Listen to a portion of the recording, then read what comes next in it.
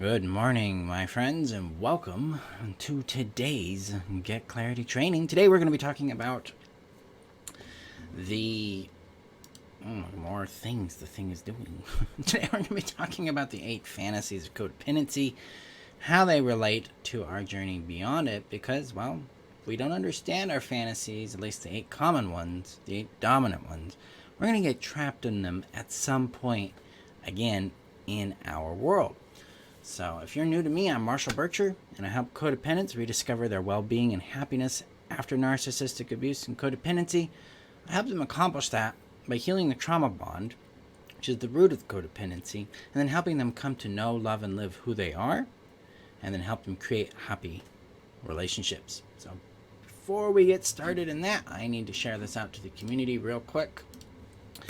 The Thriving Beyond Codependency community is your safe haven here on the internet, so that you can explore codependency and your life beyond it, get tools, support, and guidance so that you can thrive and succeed in breaking free of codependency and living beyond it easily.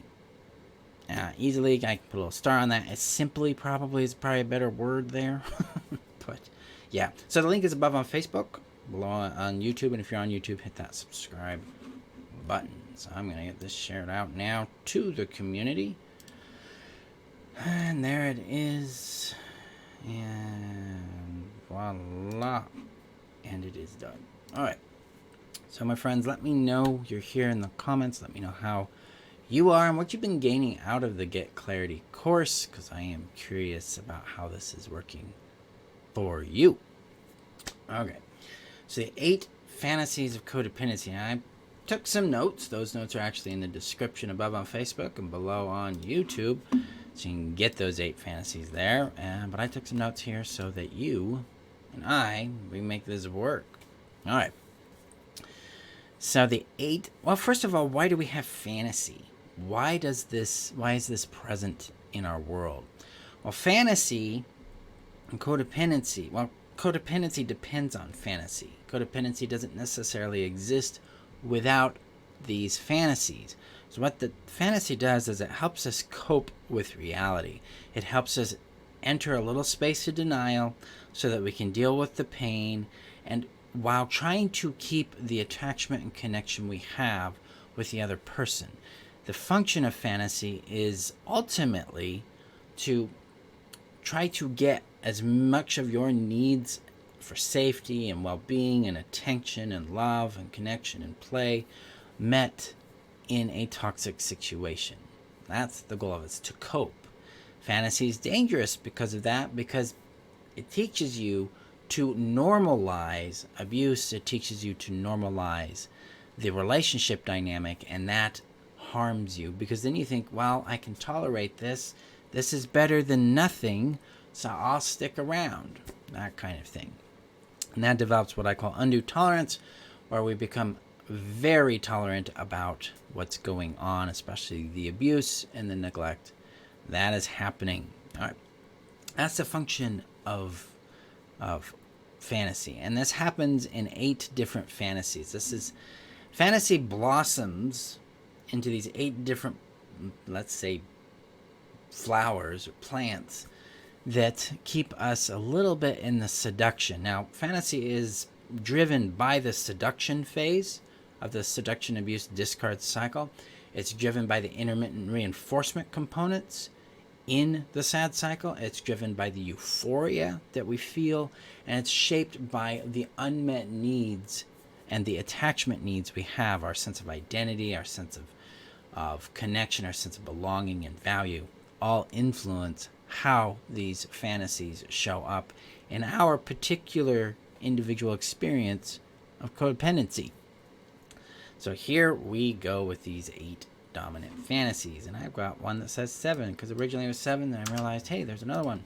So the first one is what I call the idealization fantasy. Let's get my special words out there today. So this is where you make the person into a perfect ideal specimen.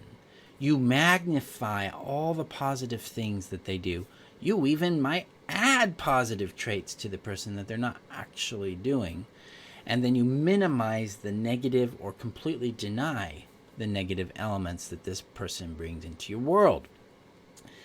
This is where we put them on a pedestal. Like, they're the best thing I've ever met. It's like, I'm so lucky to have this particular person in my world because they are so just amazing to me. And we're just actively ignoring how they harm us, how they neglect us, how they ignore us, things like that. Hey, Deborah. So, how are you? Nice to see you. So that's the idealization fantasy. We're really just making them into what they aren't. And this really builds on the next fantasy, which is called the fantasy of potential. This is where we believe that we know their real potential. We know what they could really be because we've seen it. I mean, we're emphatic. We really believe this. And what's really going on here is that we've taken the seduction experience and the euphoria experience, kind of blended it together, and then added what we hope will be to it, and then we've made that a fact. This is one of the most dangerous and potent fantasies in codependency because we sincerely believe that we're right. And we have to come into sobriety and reality where we start to deal with what is real. And this tends to cause what's called cognitive dissonance because you believe the world is one way, reality is demonstrating it's a different way, and then this creates a massive conflict around what is true or real in your brain. So coming out of codependency, you're going to go through cognitive dissonance because now you have to reconcile reality with your fantasy, and that doesn't work.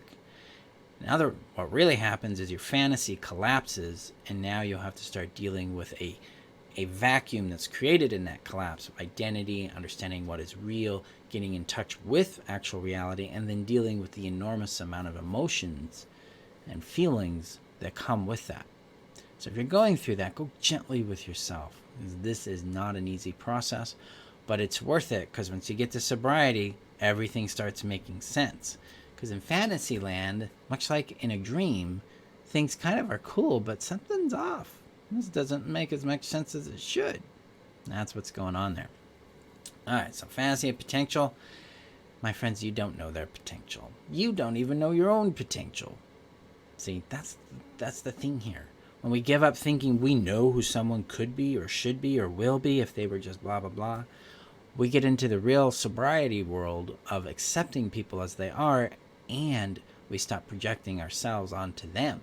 That's another thing we tend to do with idealization of potential fantasies is we project our attributes onto the person rather than recognizing the attributes the person actually has. So be mindful of that. We're not here to make people into something they're not. We're here to discover who they are and how they work with our world, and then determine if that's what we want or not. And the third fantasy, let me know, guys, if you're if these are fantasies you resonate with. You're like, I'm doing that. This one was a biggie for me. The fantasy of fixing or healing the other person. This is the one where I thought, my love, if they would just let my love in, they would be healed.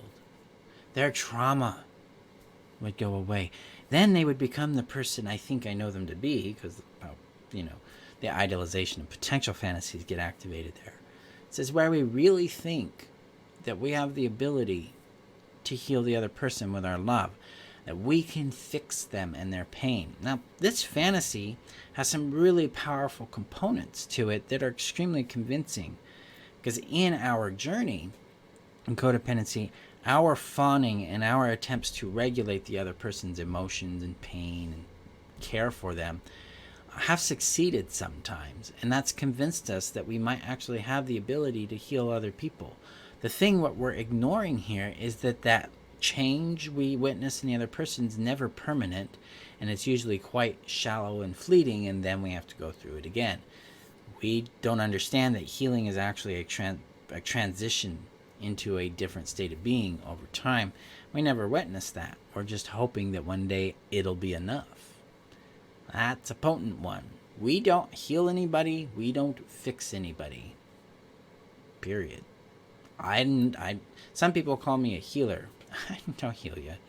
That's not what I do. I give you practices, and I give you knowledge, that allow you to discover who you are beyond where you're at, and allow you and help you to acknowledge, legitimize, and integrate your experience so that your nervous system, your body, can return to a state of rest and peace. I'm not doing that. You're doing that. So, no, we don't heal or fix anyone.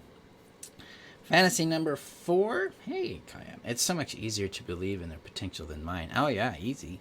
Yeah, because then that's something we don't have any responsibility to. We don't have to own it. We don't deal with the consequence. It's easier for everybody else to be that way. But when we own our own potential and we start to get into our own action, then we get into the risk of it all. And that's really what's going on there. Yeah, if I could just love them enough, they would let me in and I could heal them. Yep.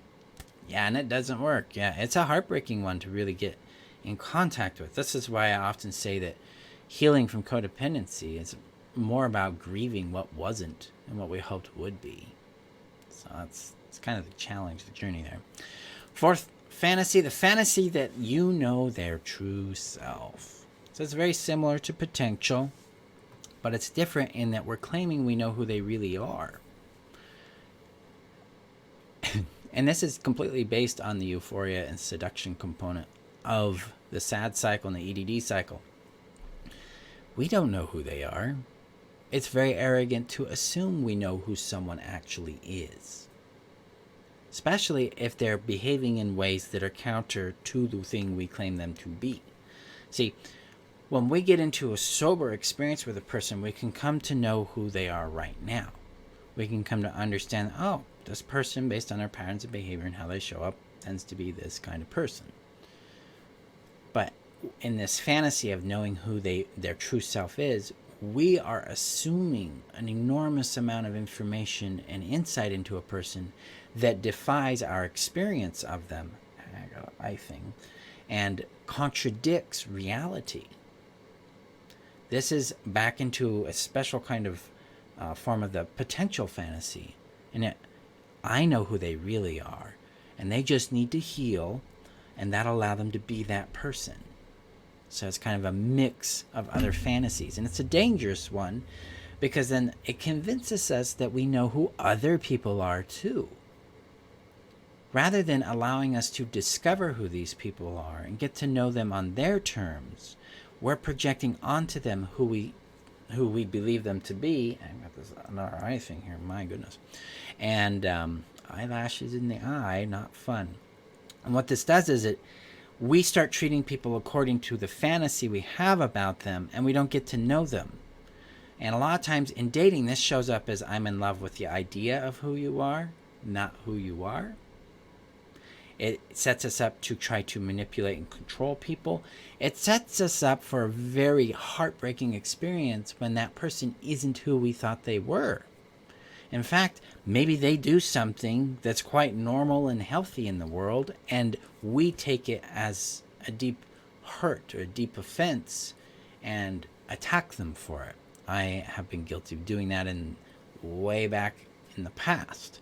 Or, oh, this is who this person is, and then they do something like, this is not how it's supposed to be, that's not who you are, I was supposed to be this way, and they're like, you're crazy, what's going on there, dude?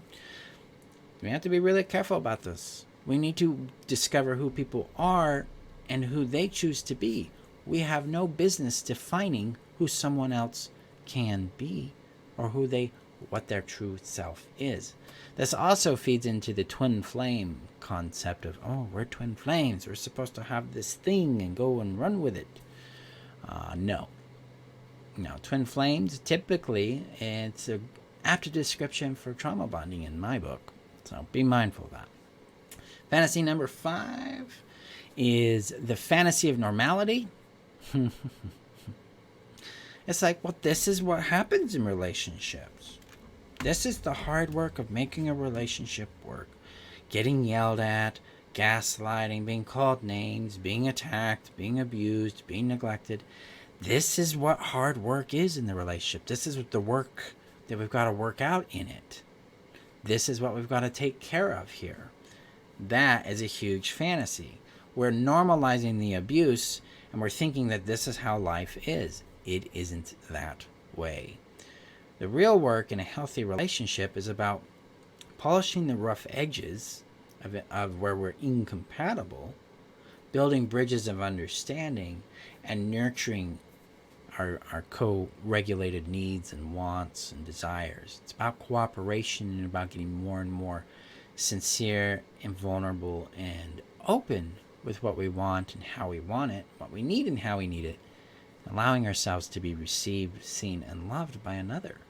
It's the very opposite it's very opposite to dealing with the drama and the seduction, abuse, and discard cycles and the euphoria, distress, and despair things. Those are indicative of toxic situations. So beware of the fantasy of normality, and also beware that I apparently am going through second puberty with my voice this morning because it's cracking. So the fantasy of changing others, if you change, is the next fantasy. So I bought into this deeply. I figured that if I could be a better person, I could be more perfect, I could be more kind, more loving, more available, not have so many needs, not so many wants, didn't rock the boat, that they would love me, that they would change, that they would heal, that they would get better. So if I changed me, they would change. That never happened. Instead, it just continued to get worse. Because one, I'm creating more pain in myself, I'm harming myself, and two, they're getting away with more and more and more and more and more. So be mindful of that. And then fantasy number 7, the fantasy that they make you whole, that they complete you. This is the Jerry Maguire fantasy. You complete me. No one completes you because you're already whole. See, that's the thing here. We're not two halves looking for the other halves and mashed together. It doesn't work that way. We're two wholes looking for, or two whole beings rather, looking for other beings. Well, okay, I gotta restate this. I'm a whole being, and the people I have a relationship with are whole beings, and now we're getting to understand our wholeness together. That's what a relationship's about. We get to experience life together from our individual wholenesses, our completenesses, to make up words. When we come from this experience of wholeness in a relationship, there's no more of this competition. There's no more of a threat to us. There's more of this, I get to bond and discover who you are and discover who I am in it. We grow. That's what the magic is there. It's quite calm. It's nurturing. It's loving. It's fun. It's playful. It's kind. It's relaxing. It's so relaxing not to be in a high conflict relationship. See, the wholeness thing is discovered as we exit codependency. We discover our innate value, our true voice, our intrinsic vision for who we are and for what we desire in the world. Wholeness means all things, too. So it's not about being enough, because enoughness is false. It's a false idea. We're whole, and that includes our struggles. That includes our sense of emptiness and loneliness that shows up. It includes our sense of fulfillment. It includes our joys, and it includes our aspirations and our desires and our fears and our terrors. That's what it is to be whole, is to have all of it. And then to know another person is to understand their wholeness, to be a witness to it, rather than try to shape, control, or define it for them. And that brings us to fantasy number 8, the fantasy of control. One, you have control of others. You think you control other people. You think you can make them do certain things and be certain ways. This fantasy is extremely toxic because it leads us to harming other people with our power. Turns into coercion rather than influence. And it's really, really profound, because this is where we get into enabling behavior, controlling behavior.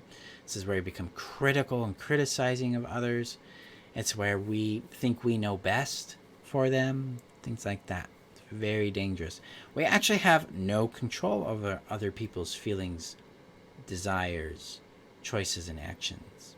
Where our job is to respect that autonomy, and to respect that people choose what they will be and do and have in their world, and we have to make choices as to what we will be, do, and have in our world, and then see who lines up with those things and go and create relationships with those people.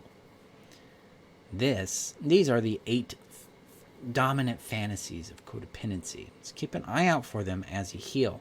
Now, the way we exit these fantasies is by getting in contact with reality. And this is what I call sane making and sobriety. And that means we have to acknowledge that people are what they are right now. That's it. We don't live in the, oh, they'll probably change world. No, that's fantasy of potential. We accept them as they are now. This allows us to make honest decisions about how they or where they belong in our world, if they belong in our world, and that we can keep ourselves safe and keep ourselves available to what's healthy for us.